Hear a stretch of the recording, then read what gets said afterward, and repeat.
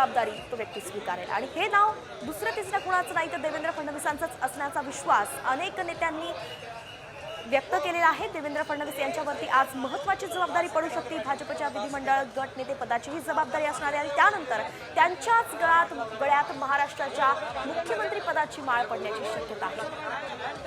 जवळपास सलग तिसऱ्यांदा आपण पाहतोय की देवेंद्र फडणवीस हे मुख्यमंत्री म्हणून महाराष्ट्रासमोर येऊ शकतात। 2014 मध्ये त्यांनी मुख्यमंत्री म्हणून पहिल्यांदा शपथ घेतली होती आणि 5 वर्ष मुख्यमंत्री म्हणून सरकार चालवणारे देवेंद्र फडणवीस हे पहिले नेते। त्यानंतर 2019लाही त्यांनी शपथ घेतला होता। पहाटेचा शपथविधी सगळ्यांना आठवतोच, परंतु 2 दिवसांच्या आतच हे सरकार पडलं होतं आणि त्यानंतर उपमुख्यमंत्री पदाची जबाबदारी त्यांनी गेल्या टर्ममध्ये सांभाळली।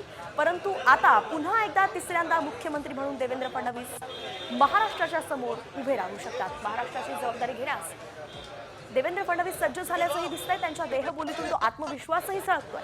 ही दृश्य आपण पाहतोय। केंद्रीय निरीक्षकही गट नेता बैठकीसाठी आता पोहोचलेले आहेत। आताची क्षणाची सर्वात मोठी बातमी आपण पाहतोय। केंद्रीय निरीक्षक पोहोचले आहेत। भाजप कोर कमिटीची बैठकीला सुरुवात झालेली आहे आणि कोर कमिटीच्या बैठकीनंतर गट नेता निवडची बैठक जी आहे ती होणार आहे।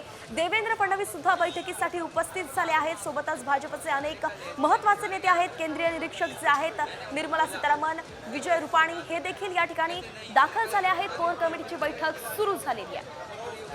या कोर कमिटीच्या बैठकीकडे सगळ्यांचं लक्ष असणार आहे, कारण की याच बैठकीनंतर विधिमंडळ पक्षाची ही बैठक होणार आहे आणि विधिमंडळ पक्षाच्या बैठकीत विधिमंडळ गट नेता निवडला जाणार आहे।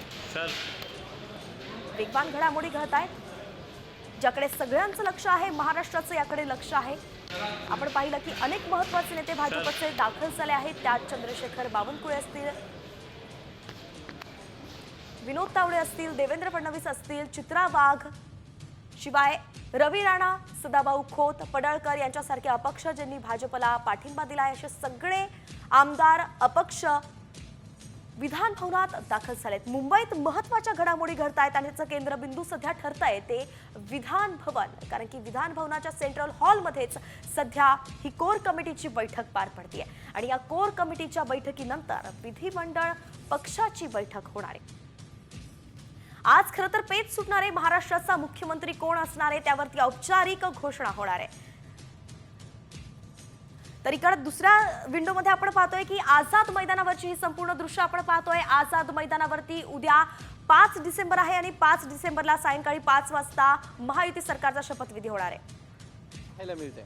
कॅमेरामॅन आदर्श कटके सह सागर और साम टीव्ही, आझाद मैदान, मुंबई।